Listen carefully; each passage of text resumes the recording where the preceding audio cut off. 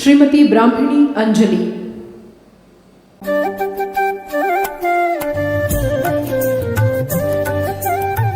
ಬ್ರಹ್ಮಿಣಿ astro ನ್ಯೂಮೋಸ್ ಸಂಸ್ಥೆ ಮೂಲಕ ಕಳೆದ 12 ವರ್ಷಗಳಲ್ಲಿ 12,000ಕ್ಕೂ ಹೆಚ್ಚು ಜನರಿಗೆ ಜ್ಯೋತಿಷ್ಶಾಸ್ತ್ರ ಮಾರ್ಗದಿಂದ ಪರಿಹಾರ ದೊರಕಿಸಿಕೊಟ್ಟಿದ್ದಾರೆ ಬ್ರಹ್ಮಿಣಿ ಅಂಜಲಿ ಮಾತಾಜಿ.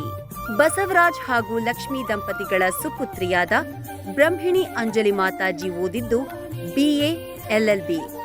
ಆದರೂ ಸಮಾಜ ಸೇವಾ ಕೈಂಕರ್ಯಕ್ಕಾಗಿ ಆರಿಸಿಕೊಂಡಿದ್ದು ಜ್ಯೋತಿಷ್ಶಾಸ್ತ್ರ ಕ್ಷೇತ್ರವನ್ನು. ಗುರುಗಳಾದ ವಿಶ್ವನಾಥ ಶರ್ಮಾ ಅವರ ಶಿಷ್ಯೆಯಾದ ಬ್ರಹ್ಮಿಣಿ ಅಂಜಲಿ ಮಾತಾಜಿ ವೇದ ಜ್ಯೋತಿಷ್ಯ ಶಾಸ್ತ್ರ, ವಾಸ್ತು ಹಾಗೂ ಸಂಖ್ಯಾಶಾಸ್ತ್ರದಲ್ಲಿ ಪರಿಣತರು.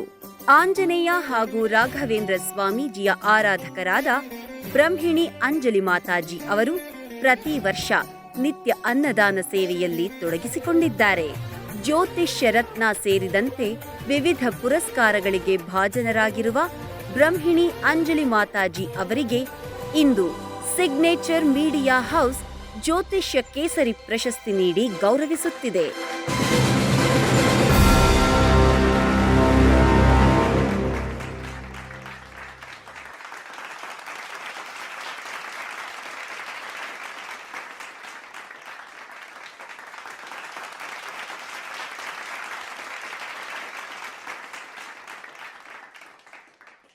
ಬ್ರಾಹ್ಮಿಣಿ ಅಂಜಲಿಯವರು ನಮ್ಮೆಲ್ಲರನ್ನ ಉದ್ದೇಶಿಸಿ ಒಂದೆರಡು ಮಾತುಗಳನ್ನು ಆಡಬೇಕು. ಮಹಾನ್ ವಿದ್ವಾಂಸರು ಕುಳಿತಿದ್ದಾರೆ. ಅವ್ರ ಮುಂದೆ ನಾನು ಮಾತಾಡೋಷ್ಟು ದೊಡ್ಡವಳಲ್ಲ, ಸಣ್ಣ ಜ್ಯೋತಿಷಿ ಅಂದ್ಕೊಂಡಿದ್ದೀನಿ. ಆದರೆ ಇಂತಹ ಜ್ಯೋತಿಷಿಗಳನ್ನು ಗುರುತಿಸಿ ಹೊರಗಡೆ ತೆಗೆಯೋದ್ರಲ್ಲಿ ನಮ್ಮ ಪ್ರಶಾಂತ್ ರಾವ್ ಅವರು ಸಿಗ್ನೇಚರ್ ಮೀಡಿಯಾ ಅನ್ನೋದ್ರ ಮುಖಾಂತರ ಅವ್ರನ್ನ ಗುರುತಿಸಿ ಒಂದು ಸನ್ಮಾನ ಮಾಡೋದ್ರಲ್ಲಿ, ಅವ್ರಿಗೆ ಆದಂತಹ ಒಂದು ಸಾಧನೆ ಹಾದಿಯನ್ನು ಗುರುತಿಸಿ ಹೊರಗಡೆ ತೆಗೆಯೋದ್ರಲ್ಲಿ ಭಾಳಷ್ಟು ಯಶಸ್ವಿಯಾಗಿದ್ದಾರೆ.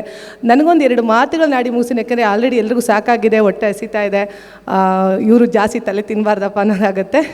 ನೋಡಿ, ಜ್ಯೋತಿಷ್ಯ ಅನ್ನೋದ್ರ ಬಗ್ಗೆ ನೋಡಿ, ಜ್ಯೋತಿಷಿ ಸುಳ್ಳಿರ್ಬೋದು, ಆದರೆ ಜ್ಯೋತಿಷ್ಯ ಯಾವುದೇ ಕಾರಣಕ್ಕೂ ಸುಳ್ಳಾಗೋದಿಲ್ಲ. ತುಂಬ ಜನ ಹೇಳ್ತಾರೆ ಜ್ಯೋತಿಷ್ಯ ನಿಜನಾ ಸತ್ಯನಾ ಅಂತ ಹೇಳಿ. ಏಕೆಂದರೆ ಎಲ್ಲರೂ ಕೂಡ ಅವರಿಗೆ ಆದಂತಹ ಒಂದು ಮಾನ್ಯತೆ ಅನ್ನೋದಿರುತ್ತೆ. ಅಂತಹ ವಿಚಾರದಲ್ಲಿ ಅಂದರೆ ಪರ್ಸ್ನಲ್ ಡೆವಲಪ್ಮೆಂಟ್ ಏನಂತ ಇರುತ್ತೆ ನೋಡಿ, ಅಂತಹ ವ್ಯಕ್ತಿಗಳು ಕೆಲವೆಲ್ಲ ಏನು ಹೇಳ್ತಾರೆ, ಜ್ಯೋತಿಷ್ಯ ನಿಜನಾ. ಸೊ ಇರ್ಬೋದು, ಜ್ಯೋತಿಷಿ ಹೇಳುವಂತಹ ವ್ಯಕ್ತಿ ಸುಳ್ಳಾಗಿದ್ದರೂ ಕೂಡ ಯಾವುದೇ ಕಾರಣಕ್ಕೂ ಜ್ಯೋತಿಷ್ಯ ಸುಳ್ಳಾಗಕ್ಕೆ ಸಾಧ್ಯನೇ ಇಲ್ಲ. ಪುರಾತನ ಕಾಲದಿಂದ ಅಂದರೆ ರಾಜ ಮಹಾರಾಜರ ಕಾಲದಿಂದನೂ ಕೂಡ ಒಂದು ಆಸ್ಥಾನದಲ್ಲಿ ಜ್ಯೋತಿಷಿಗಳು ಪಂಡಿತರುಗಳು ಕುಳಿತುಕೊಳ್ತಾ ಇದ್ರು.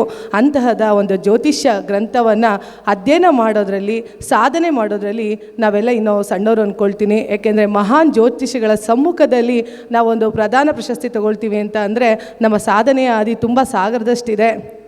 ನೋಡಿ, ಜ್ಯೋತಿಷ್ಯ ಅನ್ನೋದೊಂದು ಮಾತೆ ಹೇಳಬೇಕು ಅಂತ ಅಂದರೆ ಮೊದಲಿಂದನೂ ಅದರ ಬಗ್ಗೆ ಒಂದು ಜ್ಯೋತಿಷ್ಯ ಅಂದರೆ ನಿಜಾನ ಸುಳ್ಳು ಅನ್ನೋದ್ರ ಒಂದು ಮಾಹಿತಿ ಬಗ್ಗೆ ಹೇಳ್ತಾ ಹೋಗ್ತೀನಿ. ನೋಡಿ, ನಳಂದ ವಿಶ್ವವಿದ್ಯಾಲಯ ಅಂತ ಮೊದಲ ಜಗತ್ತಿನ ಅತಿ ದೊಡ್ಡ ವಿಶ್ವವಿದ್ಯಾನಿಲಯ. ಅದರಲ್ಲಿ ಸಾಕಷ್ಟು ಹಸ್ತಪ್ರತಿಗಳೇ ಇರುತ್ತೆ. ಅದನ್ನು ನಾಶ ಮಾಡೋದಕ್ಕೆ ಅಂತಲೇ ನಮ್ಮ ಇಸ್ಲಾಮಿಕರು ಮತ್ತು ಯುರೋಪಿಯನರು ಕಾಯ್ತಾ ಇರ್ತಾರೆ. ಏಕೆಂದರೆ ಭಾರತೀಯರಿಗೆ ಇರುವಂತಹ ಒಂದು ಜ್ಞಾನ ಇದೆಯಲ್ಲ, ಅದು ಅಪಾರವಾದದ್ದು. ಇಲ್ಲಿ ವಿದ್ಯೆಗಿಂತ ಹೆಚ್ಚಾಗಿ ಜ್ಯೋತಿಷ್ಯದಲ್ಲಿ ಜ್ಞಾನ ತುಂಬ ಇರಬೇಕು. ಆ ಜ್ಞಾನದ ವಿಚಾರವಾಗಿ ಅತಿಯಾದ ಜ್ಞಾನಿಗಳನ್ನು ನಾವು ವೇದ ಮುನಿಗಳನ್ನು ನೋಡ್ತೀವಿ ಅಂತ ಅಂದರೆ ನಮ್ಮ ಒಂದು ಭಾರತ ದೇಶ. ಅಂತಹ ಒಂದು ಭಾರತ ದೇಶದಲ್ಲಿ ಕಲಿಕೆ ಅನ್ನೋದು 3 ರೀತಿಲಿ ಹೋಗ್ತಾ ಹೋಗುತ್ತೆ. ಯಾಕೆಂದರೆ ದೇವಸ್ಥಾನಗಳಲ್ಲಿ ಕುಳಿತು ವಿದ್ಯೆಯನ್ನು ಕಲಿತಾ ಇದ್ರು, ಹಸ್ತಪ್ರತಿಗಳ ಮೂಲಕ ನೋಡ್ಕೊಳ್ತಾ ವಿದ್ಯೆಯನ್ನು ಕಲಿತಾ ಇದ್ರು. ಇನ್ನು ಗುರುಕುಲ ಶಿಷ್ಯವೃಂದ ಅಂತ ಇತ್ತು, ಅದ್ರ ಮುಖಾಂತರ ಈ ಒಂದು ಜ್ಯೋತಿಷ್ಯವನ್ನು ಕಲಿಯೋದಕ್ಕೆ ಶುರು ಮಾಡ್ತಾ ಇದ್ರು. ಇಲ್ಲಿ ನಳಂದ ವಿಶ್ವವಿದ್ಯಾನಿಲಯದಲ್ಲಿ ಯಾವಾಗ ಸಾಕಷ್ಟು ಒಂದು ಹಸ್ತಪ್ರತಿಗಳು ಡಾಕ್ಯುಮೆಂಟ್ಗಳಿದ್ದನ್ನೆಲ್ಲ ಹಾಳು ಮಾಡಬೇಕು. ಯಾಕೆಂದರೆ ಮುಂದಿನ ಪೀಳಿಗೆಗೆ ಈ ಒಂದು ಜ್ಞಾನ ಅನ್ನೋದೇ ಇರಬಾರ್ದು ಭಾರತೀಯ ಒಂದು ಜನಗಳಿಗೆ ಅನ್ನೋ ಕಾರಣಕ್ಕೆ ಈ ಇಸ್ಲಾಮಿಕರು ಮತ್ತು ಯುರೋಪಿಯನರು ದಾಳಿ ಮಾಡಿ ಅದನ್ನು ಸಂಪೂರ್ಣವಾಗಿ ನಾಶ ಮಾಡಿಬಿಡ್ತಾರೆ. ನೋಡಿ, ಅದನ್ನು ಮೀರಿ ಕೆಲವು ನಮ್ಮ ಶಂಕರಾಚಾರ್ಯರುಗಳು, ನಮ್ಮ ಸ್ವಾಮೀಜಿಗಳು, ನಮ್ಮ ಶ್ರೀಧರ್ ಸ್ವಾಮೀಜಿಗಳು, ಈ ರೀತಿ ಅನೇಕ ಒಂದು ವಿದ್ವಾಂಸರುಗಳನ್ನ ನೋಡ್ತೀವಿ ಅಂತ ಅಂದರೆ ಅದು ನಮ್ಮ ಭಾರತ ಸಮಾಜ. ಅದೇ ರೀತಿಯಲ್ಲಿ ಈ ಜ್ಯೋತಿಷ್ಯ ಒಂದು ವೃಂದ ಏನಿದೆ, ಆ ಒಂದು ಜ್ಯೋತಿಷ್ಯದಲ್ಲಿ ಕಲಿಯುವಂಥ ಒಂದು ಜ್ಞಾನ ಅಪಾರವಾಗಿ ಇರುತ್ತೆ. ಹಾಗಾಗಿ ಇವತ್ತಿನ ದಿನಗಳಲ್ಲಿ ಅರ್ಧ ಜ್ಯೋತಿಷ್ಯಗಳನ್ನು ಕಲಿತು ಮುಂದೆ ಬಂದು ಅದನ್ನು ಜ್ಯೋತಿಷ್ಯ ಜ್ಞಾನವಾಗಿ ಮಾಡಿಕೊಂಡು ಅಂದರೆ ತಮ್ಮ ಒಂದು ಉದ್ಯೋಗವನ್ನು ಮಾಡಿಕೊಂಡು ಕುಳಿತಿರ್ತಾರೆ. ಆದರೆ ಇಲ್ಲಿ ಬರುವಂತಹ ಒಂದು ಕ್ಲೈಂಟ್ಗಳೇನಿರ್ತಾರೆ ನಿಮಗೆ, ಅವರು ಸಾಕಷ್ಟು ನೊಂದು ಬಂದಿರ್ತಾರೆ. ನಮ್ಮ ಗುರುಗಳು ಯಾವಾಗಲೂ ಒಂದು ಮಾತು ಹೇಳ್ತಾ ಇದ್ರು, ನೀವು ಯಾವಾಗಲೂ ಜ್ಯೋತಿಷ್ಯ ಅನ್ನೋದನ್ನು ಸಂಪಾದನೆಗೋಸ್ಕರ ಮಾಡಬೇಡಿ. ನಿಮ್ಮ ಹತ್ರ ಬರುವಂಥವ್ರು ನಿಮ್ಮಿಂದ ಏನಾದರೂ ಒಂದು ಒಳ್ಳೆಯ ದಾರಿ ಮಾರ್ಗ ಕಂಡಿಡಿದ್ರೆ ಅದು ಮತ್ತಷ್ಟು ನಿಮ್ಮನ್ನು ಹುಡ್ಕೊಂಡು ಬರುವಂತಹ ಒಂದು ಅವಕಾಶ ನಿಮಗೆ ಸಿಗ್ತಾ ಹೋಗುತ್ತೆ. ಯಾಕೆಂದರೆ ಜ್ಯೋತಿಷ್ಯ ಅನ್ನೋದು ಜ್ಯೋತಿ ಮತ್ತು ಇಶಿ ಅಂದರೆ ಬೆಳಕಿನ ಕಡೆಗೆ ಕರೆದುಕೊಂಡು ಹೋಗುವಂತಹ ಒಬ್ಬ ವ್ಯಕ್ತಿ ಅಂತ ಅಂದರೆ ಅದು ಜ್ಯೋತಿಷ್ಯ ಆಗಿರುತ್ತೆ. ಇಷ್ಟನ್ನು ಹೇಳ್ತಾ ನಾನು ಮಾತು ಮುಗಿಸ್ತಾ ಇದ್ದೀನಿ. ಜ್ಯೋತಿಷ್ಯ ಯಾವತ್ತೂ ಸುಳ್ಳಲ್ಲ, ಜ್ಯೋತಿಷ್ಯ ಯಾವತ್ತೂ ನಿರಂತರ. ರವಿಚಂದ್ರ ಎಲ್ಲಿವರೆಗೂ ಇರ್ತಾರೋ ಅಲ್ಲಿಯವರೆಗೂ ಜ್ಯೋತಿಷ್ಯ ನಿರಂತರವಾಗಿರುತ್ತೆ ಅಂತ ಹೇಳ್ತಾ ನನ್ನ ಮಾತನ್ನು ಮುಗಿಸ್ತಾ ಇದ್ದೀನಿ. ನಮಸ್ಕಾರ. ಧನ್ಯವಾದಗಳು ಮೇಡಮ್. ತಮಗೆ ಕಾರ್ಯಕ್ರಮಕ್ಕೆ ಆತ್ಮೀಯವಾದಂತಹ ಸ್ವಾಗತ. ನಮಸ್ಕಾರಮ್ಮ. ತಮ್ಮ ಹೆಸರು? ಬ್ರಾಹ್ಮಿಣಿ ಅಂಜಲಿ. ಯಾವ ವಿಭಾಗದಿಂದ ಇಲ್ಲಿ ಬಂದಿರುವಂಥದ್ದು ನೀವು? ಜ್ಯೋತಿಷ್ಯ. ನಂದು Vedic astro numerologist and vastu ಪರಿಣಿತಿಲಿರೋಳು. ಸೊ ಇಲ್ಲಿ ನನಗೆ ಜ್ಯೋತಿಷ್ಯ ಪುರಸ್ಕಾರ ಇದೆ ಅಂತ ಹೇಳಿ ಸಿಗ್ನೇಚರ್ ಮೀಡಿಯಾದಿಂದ ಪ್ರಶಾಂತ್ ರಾವರು ಆಹ್ವಾನ ಕೊಟ್ಟಾಗ ಈ ವಿಚಾರವಾಗಿ ಬಂದಿದ್ದೀನಿ ವೇದಿಕ್ ಅಸ್ಟ್ರೋ ಬಗ್ಗೆ. ಓಕೆ, ಇಂಥ ಕಾರ್ಯಕ್ರಮಗಳು, ಪ್ರಶಸ್ತಿ ಪ್ರದಾನ ಕಾರ್ಯಕ್ರಮಗಳು ಎಷ್ಟೊಂದು ಸೂಕ್ತ ಅಂತ ಅನಿಸುತ್ತೆ ಈ ಒಂದು ಸಿಚುವೇಶನ್ಗಳಿಗೆ? ಖಂಡಿತಮ್ಮ. ಏಕೆಂದರೆ ಜ್ಯೋತಿಷ್ಯ ಅನ್ನೋದು ಬಹಳ ದೊಡ್ಡದಾದಂತಹ ಒಂದು ಗ್ರಂಥ. ಅದ್ರ ಬಗ್ಗೆ ಮಹಾನ್ ಜ್ಯೋತಿಷಿಗಳು ತುಂಬ ಜನ ಇದ್ದಾರೆ. ಅದನ್ನು ಕಲಿತು ಕೆಲವು ಜನ ಏನಾಗುತ್ತೆ ಅಂದರೆ ಎಲೆಮರೆ ಕಾಯಿ ಥರ ಒಳಗಡೆ ಉಳ್ಕೊಂಡ್ಬಿಡ್ತಾರೆ. ಸೊ ಬೆಳಕಿಗೆ ಬರೋದು ಕಷ್ಟ ಇದೆ. ಅದರಲ್ಲೂ ಹೆಣ್ಮಕ್ಳುಗಳಿಗೆ ಕೂಡ ತುಂಬ ಕಷ್ಟ ಆಗುತ್ತೆ ಈ ಥರ ಜ್ಯೋತಿಷ್ಯ ಕಾರ್ಯಕ್ರಮದಲ್ಲಿ ಬರೋದಕ್ಕೆ. ಮನೇಲಿ ಕುಟುಂಬದವರು ಸಹಕಾರ ಮಾಡೋದಿಲ್ಲ.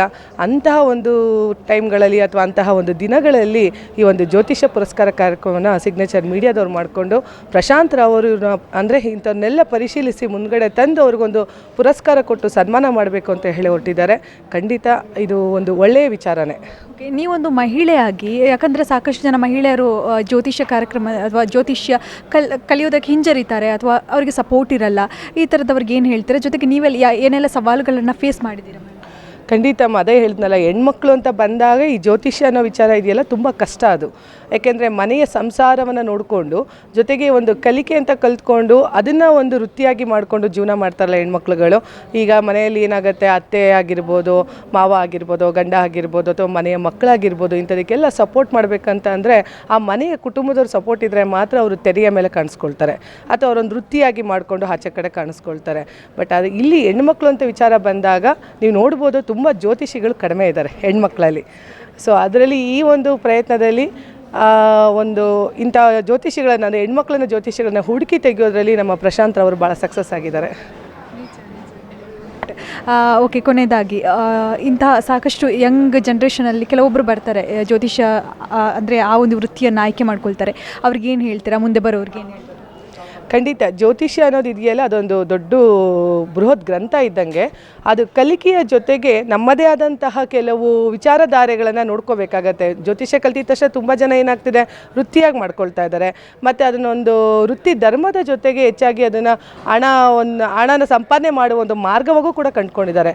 ಇದೆಲ್ಲದಕ್ಕಿಂತ ಹೆಚ್ಚಾಗಿ ಜ್ಯೋತಿಷಿ ಅನ್ನೋ ಒಂದು ವಿಚಾರ ಇದ್ದಾಗ ಏನಾಗುತ್ತೆ, ಒಬ್ಬ ಮನುಷ್ಯ ಕಷ್ಟಕ್ಕೆ ಬಂದಾಗ ಪರಿಹಾರಗಳನ್ನು ಕೊಡುವಂಥವನೇ ಒಬ್ಬ ಒಳ್ಳೆಯ ಜ್ಯೋತಿಷಿ. ಆ ಪರಿಹಾರವನ್ನು ಕಂಡುಹಿಡಿದು ಮತ್ತೆ ಆ ವ್ಯಕ್ತಿಯ ಬಳಿ ಬಂದರೆ ಅವನು ಆ ಜ್ಯೋತಿಷ್ಯ ಹಾದಿಯಲ್ಲಿ ಸಕ್ಸಸ್ ಆಗಿದ್ದಾನೆ ಅಂತಲೇ ಅರ್ಥ. ಹಾಗಾಗಿ ಜ್ಯೋತಿಷ್ಯ ಅನ್ನೋದು ಕಲಿಯೋ ವಿಚಾರ, ಕಲಿತಾನೇ ಇರಬೇಕು ಅನ್ನೋ ವಿಚಾರ ಇದು. ಕಲಿತು ನಾನು ದಾರಿಗೆ ಬಂದಿದ್ದೀನಿ, ಆಚರಣೆಗೆ ತಂದಿದ್ದೀನಿ, ಇವತ್ತು ನಾನು ಜ್ಯೋತಿಷ್ಯ ನೋಡ್ತಾ ಇದ್ದೀನಿ ಅನ್ನೋರೆಲ್ಲ ಏನಾಗುತ್ತೆ ಅಂದರೆ ಇನ್ನಷ್ಟು ಕಲಿಯೋಬೇಕಾಗಿರೋದು ಭಾಳಷ್ಟು ಇರುತ್ತೆ. ಅದನ್ನು ನೋಡಿಕೊಂಡು ಜನಸಾಮಾನ್ಯರಿಗೆ ಕಷ್ಟ ಅಂತ ಅಂದಾಗ ಯಾವ ರೀತಿ ಮಾರ್ಗದರ್ಶನ ಕೊಡ್ತಾರೆ ಅನ್ನೋದ್ರ ಮೇಲೆ ಜ್ಯೋತಿಷಿಗಳ ಮೇಲೆ ಡಿಪೆಂಡ್ ಆಗಿರುತ್ತೆ. ಧನ್ಯವಾದಗಳು ಮೇಡಮ್. ಕಾರ್ಯಕ್ರಮಕ್ಕೆ ಮತ್ತೊಮ್ಮೆ ಸ್ವಾಗತ.